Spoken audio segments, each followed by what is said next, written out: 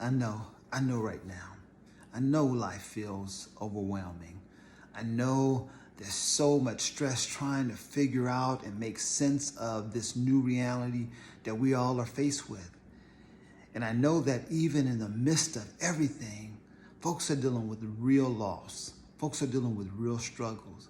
Folks don't know how they're going to pay their bills. Folks don't know how they're going to put food on the table, keep a roof over their head, take care of their children.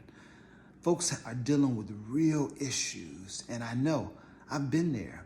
I know what it feels like to lose a house. I know what it feels like to worry about how you're going to pay your rent. I know what it feels like to worry about how you're going to take care of your children, how you're going to take care of yourself. I know what that feels like. And that's real. That's real. And I know what it feels like to lose those things. But here's what I do know also. I know what it feels like to find renewed hope even in the midst of a struggle, even in the midst of devastation, even in the midst of loss. I'm reminded of that scripture that says David had to encourage himself. And that's what we have to do daily, moment by moment sometimes, when we're in the midst of the crisis. We have to learn how to encourage ourselves, to remind ourselves that even in spite of the things that we may have lost, we're still worthy.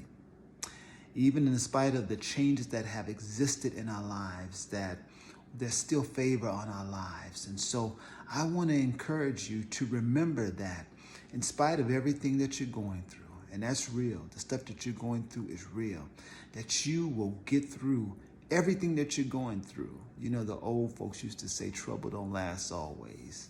We got to remember that sometimes when we're in the midst of trouble, it feels like it's never going to end. But the old folks remind us, trouble don't last always. And so I just want to encourage you and to remind you that even in the midst of a pandemic, that you are enough.